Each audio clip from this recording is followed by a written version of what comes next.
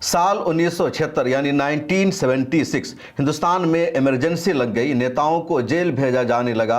साल 1977 यानी 1977 इस साल में नरेंद्र मोदी दिल्ली में नहीं गुजरात में मौजूद थे और वो वहाँ आरएसएस के लिए काम कर रहे थे।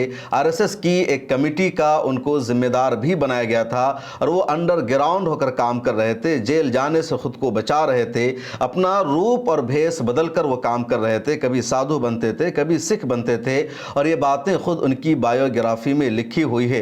लेकिन जब साल 2014 आया, 2013 में बीजेपी ने नरेंद्र मोदी को बीजेपी के अगले वजीर आजम के तौर पर नामजद कर दिया था। 2014 के लोकसभा इलेक्शन के लिए जब नरेंद्र मोदी ने 2 लोकसभा सीट से नॉमिनेशन फाइल किया, एक वाराणसी यूपी और दूसरा वडोदरा नगर गुजरात, तो दोनों जगह उन्होंने अपनी एजुकेशन क्वालिफिकेशन में यह बताया कि 1978 में उन्होंने दिल्ली यूनिवर्सिटी से बीए की डिग्री हासिल की और 1983 यानी 1983 में उन्होंने गुजरात यूनिवर्सिटी से मास्टर की डिग्री हासिल की। और जैसे ये दावा पब्लिक में सामने आया, सबके कान खड़े हो गए। जो लोग पढ़े लिखे थे, जो चीज़ों पर नज़र रखते थे, जिन्होंने नरेंद्र मोदी साहब की बायोग्राफी पढ़ रखी थी, उन्होंने फौरन आकर बोलना शुरू कर दिया कि ये 1976 में दिल्ली में नहीं थे, 1977 में नहीं थे, 78 में नहीं थे, 1979 में भी दिल्ली में नहीं थे। ये तो अंडरग्राउंड होकर काम कर रहे थे। खुद उनकी बायोग्राफी में ये बातें मौजूद है। फिर 1978 यानी 1978 में इन्होंने दिल्ली यूनिवर्सिटी से बीए की डिग्री कैसे हासिल कर लिया? बीए करने के लिए कम से कम 3 सालों का वक्त चाहिए, उसके बाद ही ग्रेजुएशन की डिग्री मुकम्मल होती है। मास्टर के लिए भी 2 साल का टाइम चाहिए। उसके बाद आरटीआई फाइल की गई, लेकिन आरटीआई से भी जानकारी नहीं मिली। दिल्ली यूनिवर्सिटी से मांग की गई कि वो पूरा ब्यौरा दे, पूरी तफसील दे कि सच में 1978 में ये वहाँ थे या नहीं थे। वो भी सामने नहीं आया। लोगों ने पूछना शुरू कर दिया, क्या कोई है दिल्ली यूनिवर्सिटी का 1978 के बैच का जो ये बता सके कि नरेंद्र मोदी नाम का कोई स्टूडेंट उनका क्लासमेट है, उनका साथी है? कोई भी दावा सामने नहीं आ सका, कोई जवाब नहीं मिल सका। मामला अदालतों में पहुंचा और 10 साल तक लगातार तनाज़ो चलता रहा, मुकदमा चलता रहा और आज 10 साल बाद 25 अगस्त 2025 को दिल्ली हाई कोर्ट ने इसका वाज़ेह फैसला सुना दिया है, इस केस को क्लोज कर दिया है। लेकिन क्या ये केस यहीं पर रुक जाएगा? आइंदा वज़ीर-ए-आज़म नरेंद्र मोदी की एजुकेशन क्वालिफिकेशन के बारे में सवाल नहीं होगा या ये मामला सुप्रीम कोर्ट ऑफ इंडिया जाएगा? या आने वाला वक्त बताएगा। ये पूरी कंट्रोवर्सी है क्या, पूरा तनाज़ो क्या है, इस वीडियो में पूरी तफसील आपको बताएंगे। लेकिन उससे पहले आपसे गुजारिश है, मिला टाइम्स की मेंबरशिप ले लीजिए। यहाँ एक क्यूआर कोड मौजूद है, इस पेज का स्क्रीनशॉट लीजिए, उसके बाद इस क्यूआर कोड को स्कैन कीजिए या डिस्क्रिप्शन में एक लिंक मौजूद है ताकि मिला टाइम्स आगे बढ़ सके, मिला टाइम्स की वेबसाइट जो बंद पड़ी है वो एक्टिव हो सके। और आइए अब आपको मैं बताता हूँ कि पूरा मामला क्या है। साल 2014 में जैसे वज़ीर-ए-आज़म नरेंद्र मोदी ने दावा किया कि उन्होंने 1978 में डीयू से बीए किया है और 1983 में उन्होंने गुजरात यूनिवर्सिटी से मास्टर की डिग्री हासिल की, तो नीरज कुमार नाम के एक आरटीआई एक्टिविस्ट ने साल 2015 में आरटीआई में एक पिटीशन फाइल किया और ये मांग की कि वज़ीर-ए-आज़म नरेंद्र मोदी की जो डिग्री है उसको पब्लिक किया जाए और जो रजिस्टर है दिल्ली यूनिवर्सिटी का 1978 का उसको पब्लिक किया जाए। बताया जाए कि कौन कौन लोग थे जिन्होंने साथ में बैचलर ऑफ आर्ट्स में बीए किया है नरेंद्र मोदी के साथ। लेकिन दिल्ली यूनिवर्सिटी ने डेटा देने से इनकार कर दिया। राइट टू इंफॉर्मेशन हमारे देश का बहुत अहम कानून है, कांग्रेस ने इस कानून को पास किया था। उसका मतलब यह है कि किसी भी नेता की जो जिंदगी है, उसका जो पूरा मामला है, वो इंफॉर्मेशन वहां से हासिल की जा सकती है, लेकिन देने से इनकार कर दिया गया। दिल्ली यूनिवर्सिटी ने भी नहीं दिया।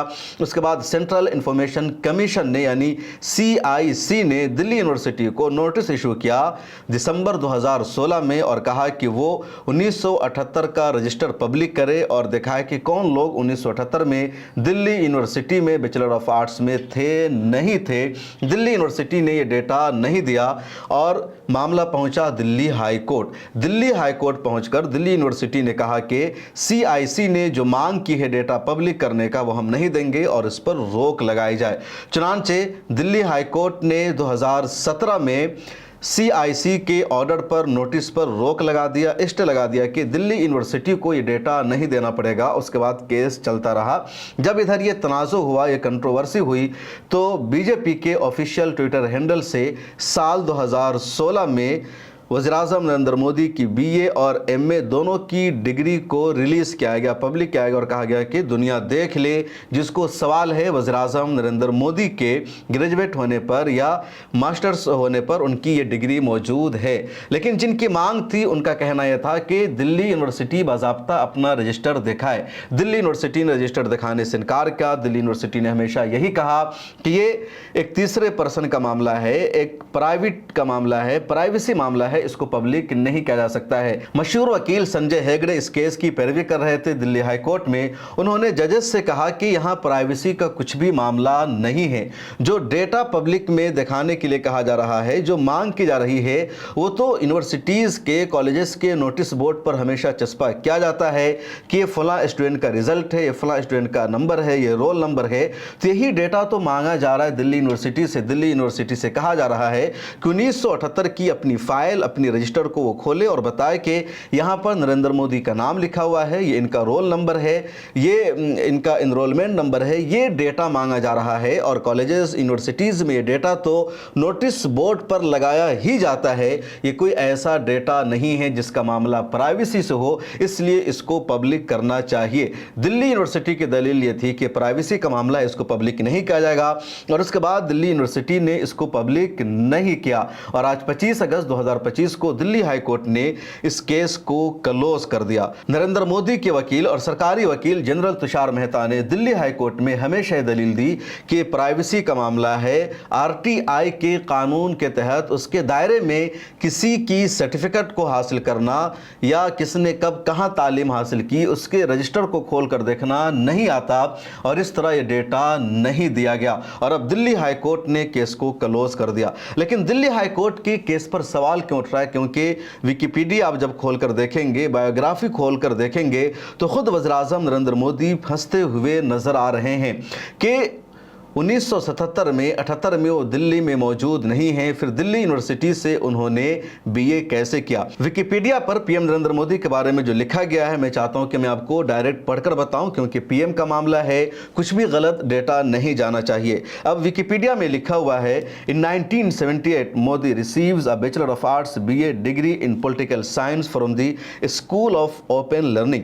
कि 1978 में नरेंद्र मोदी ने बैचलर ऑफ आर्ट्स यानी बीए की डिग्री पॉलिटिकल साइंस में रिसीव किया स्कूल ऑफ ओपन लर्निंग से और उसी university at the Delhi university. और 1983 में इन्होंने मास्टर्स ऑफ आर्ट यानी एमए की डिग्री हासिल की गुजरात यूनिवर्सिटी से। इसके अलावा पीएम मोदी की जो डिग्री है उसमें यह भी लिखा हुआ है कि 1979 में जो कन्वोकेशन हुआ उसमें इन्होंने अपनी डिग्री को वसूल कर लिया था। ये डिग्री भी आप स्क्रीन पर देख सकते हैं।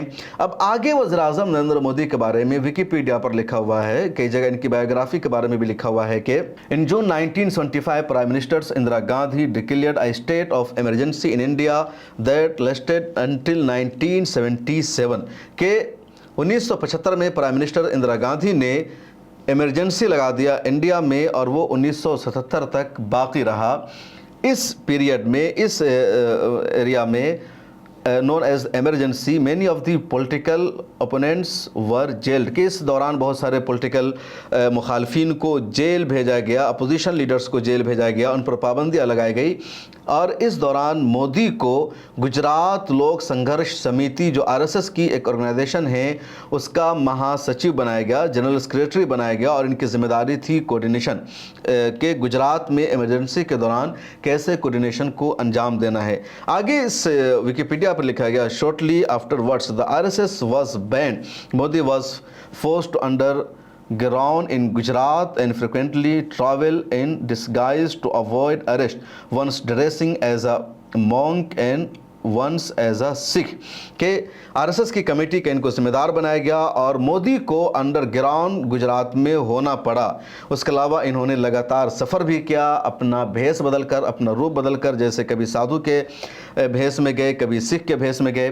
ये खुद उनकी बायोग्राफी में है। उसके बाद है कि वो पंफलेट भी छपवाते थे और लगाते थे आरएसएस का और इस पूरी मुहिम में वो मौजूद थे। वो फंड रेजिंग करते थे, क्राउड फंडिंग करते थे, नेटवर्किंग का काम कर रहे थे और लगातार आरएसएस के लिए काम कर रहे थे। और ये जो एरा है यानी 1977 का, 78 का, 79 का, इस दौरान में नरेंद्र मोदी ने गुजरात में रहते हुए क्या, आगे इसी में एक लाइन लिखी हुई है, मोदी became an RSS संभग प्रचारक यानी रीजनल ऑर्गेनाइज़र इन 1978। तो एक तरफ नरेंद्र मोदी गुजरात में थे, उनको आरएसएस ने उनके कामों से खुश होकर ये जिम्मेदारी दी। दूसरी तरफ ये दावा किया जा रहा है कि वो 1978 में दिल्ली यूनिवर्सिटी में तालीम हासिल कर रहे थे। तो यहीं पर सबसे बड़ा सवाल है कि 1978 में अगर नरेंद्र मोदी दिल्ली यूनिवर्सिटी में कॉलेज में हैं, तालीम हासिल कर रहे हैं, तो फिर आरएसएस में ये सारे काम वो कर रहे हैं जिसकी सबूत मौजूद है। और यहीं से लोगों का शक पैदा हुआ, सवाल उठता रहा। और इतना सब कुछ हो जाने के बावजूद दिल्ली यूनिवर्सिटी ने पर्दा डालने की कोशिश की। दिल्ली यूनिवर्सिटी की तरफ से रजिस्टर नहीं दिखाया गया और अब इस केस को क्लोज कर दिया गया है। 1983 के बारे में नरेंद्र मोदी के जो दावा है कि उन्होंने गुजरात यूनिवर्सिटी से मास्टर किया, उसको एक तरह से माना जा सकता है। हालांकि सवाल उस पर भी उठा, लेकिन 2023 में गुजरात हाईकोर्ट ने उस केस को भी खारिज कर दिया। लेकिन उसके बारे में दावा है कि डिस्टेंस से वो कोर्स किया गया, तो चलो उसको मान लिया जा सकता है। लेकिन 1978 में दिल्ली यूनिवर्सिटी से बीए करने का जो मामला है वो किसी को समझ में नहीं आ रहा है, क्योंकि उन दिनों नरेंद्र मोदी दिल्ली में मौजूद ही नहीं थे, वो गुजरात में मौजूद थे। खुद अपनी बायोग्राफी में एक दावा यह भी है नरेंद्र मोदी का कि इंदिरा गांधी ने नरेंद्र मोदी को भी कुछ दिनों के लिए तिहाड़ जेल भेजा था। मोदी की बायोग्राफी में और भी कई सारी बातें ऐसी लिखी हुई है जिस पर हमेशा सवाल उठता रहा, जैसे कि नरेंद्र मोदी ने शादी की थी यशोदाबेन से, लेकिन इस शादी को उन्होंने हमेशा छुपा कर रखा, क्योंकि आरएसएस में प्रचारक की जिम्मेदारी उसे ही दी जाती है जो शादी नहीं करता है, जो अनमैरिड होता है। और नरेंद्र मोदी को यह ओहदा आरएसएस में हासिल करना था, इसलिए उन्होंने अपनी शादी को छुपाया। और 2014 में जाकर के जब उन्होंने नॉमिनेशन फाइल किया तो वहां उन्होंने डेटा दिया कि उन्होंने शादी की थी। जो उनकी बायोग्राफी उसमें लिखा हुआ है कि यशोदाबेन से उनकी शादी हुई थी और एज भी ज़्यादा नहीं थी, 17-18 साल के आसपास दोनों की एज थी। इस उम्र में शादी हुई नरेंद्र मोदी की, और शादी के कुछ ही दिनों बाद उन्होंने अपनी बीवी से अलग रहना शुरू कर दिया। डाइवोर्स और तलाक का भी तस्करा नहीं है, तो बगैर डाइवोर्स और तलाक के ही अलग रहे और नरेंद्र मोदी ने यही शो किया।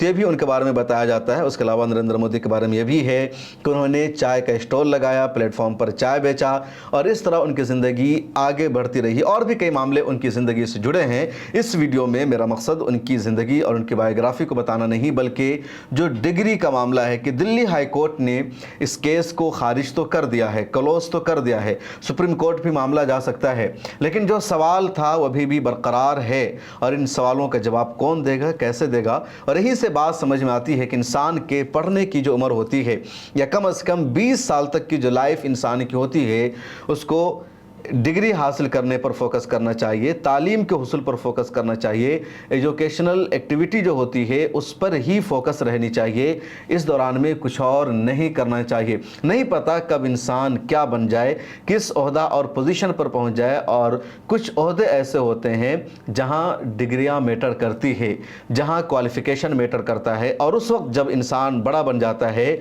और एजुकेशन क्वालिफिकेशन साथ नहीं देता है, तो फिर उस वक्त इंसान को बहुत बुरा महसूस होता है। और इसी तरह से जुगाड़ लगाकर डिग्रियां हासिल की जाती है। वज़ीर-ए-आज़म नरेंद्र मोदी की डिग्री के बारे में भी लोगों का यही मानना है कि फ़र्ज़ी डिग्री है। ये डिग्री सच और हकीकत पर मबनी नहीं है, क्योंकि अगर सच में उन्होंने डिग्री हासिल की होती, दिल्ली यूनिवर्सिटी में मौजूद रहते, तो दिल्ली यूनिवर्सिटी को शो ऑफ करने में, दिखाने में ज़र्रा बराबर भी कोई हरज नहीं होता। लेकिन ऊपर से दबाव बनाया गया और इसे नहीं दिखाया गया। अब सच्चाई क्या है नहीं पता, लेकिन दिल्ली हाई कोर्ट ने फिलहाल इस केस को क्लोज कर दिया है। मुझे दीजिए इजाज़त। आपका क्या ख्याल है, आपको क्या लगता है? कमेंट सेक्शन में ज़रूर लिखिए।